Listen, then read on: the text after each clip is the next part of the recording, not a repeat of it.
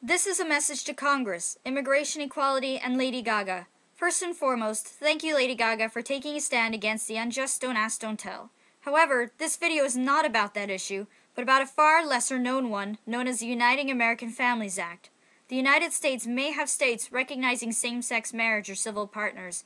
However, if one partner is from another country, their U.S. citizen loved one may not sponsor them for immigration into the United States.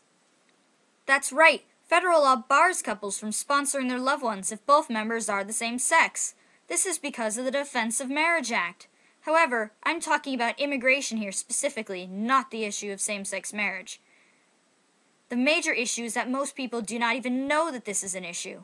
I posted a comment on Lady Gaga's video a few days ago informing her of this, but despite receiving more than 400 votes up, I doubt she has seen the comment herself. I contacted members from Immigration Equality about informing Lady Gaga about this issue because she's a major force in the media and she cares deeply for the rights of U.S. gays and lesbians. However, they ignored me, and the members that posted comments proceeded to say that immigration equality looks hopeless. Everyone needs to realize that U.S. citizens are being forced to decide between their country and their loved one. Many have to leave the country and move away in order to be together. This leaves the U.S. citizen far from their families, and some of these have to choose between their sick families and their loved ones. In even worse situations, there may not even be an option for the U.S. citizen to move to their partner's country. Their partner's country may not recognize same-sex couples for immigration either. They may not be part of the EU or Canada, and thus cannot move to another EU country under the Movement Directive. They may not qualify to move to Canada as a skilled worker as well.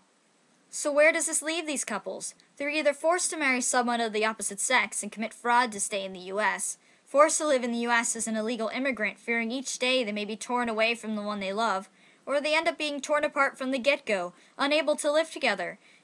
In fact, if a foreign national tries to obtain a student visa or a visitor visa, and they're discovered as having a same-sex loved one from the U.S., they will be refused as having a reason to stay in the U.S., The same goes for anyone passing through customs and immigration, even from a visa-waivered country. How much do I need to stress that this is not a same-sex marriage issue?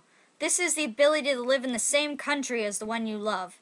This does not infringe on marriage, or churches, or religious beliefs whatsoever. Plenty of countries that do not recognize same-sex marriage have immigration rights for same-sex couples. So now on to immigration equality. Now I've been watching them before I moved to the UK to live with my partner. At first I thought they had everything under control. They were calling on everyone to call their senators and ask them to sponsor the UAFA. However, then I watched the videos. Their spokesperson, while she may be driven, I find she has a harder time expressing exactly what this situation entails. It's hard to get our point across with a spokesperson that does not get the point across clearly. She comes across as sounding unsure of it herself. She spoke against the extremely homophobic Bill O'Reilly, where she seemed to trip over herself. And now they're trying to get us put into comprehensive immigration reform. The last thing same-sex binational couples need is to be thought of along the same lines as illegal immigrants or amnesty. The UAFA needs to be a standalone bill, not a bit part that could easily be thrown off in the end as a compromise. Immigration equality needs a strong leader that will fight, like how Don't Ask, Don't Tell has Lieutenant Choi. It's amazing when I mention this issue, how often I get the response, "You're kidding! I thought the U.S. allowed it," even from fellow U.S. citizens. If any issue needs media attention and to be brought into public eye, it's this one. This is why I hope Lady Gaga sees this video and hears about the issues binational couples have to face. Because face it, I'm just one girl in a bird mask trying to get my voice heard.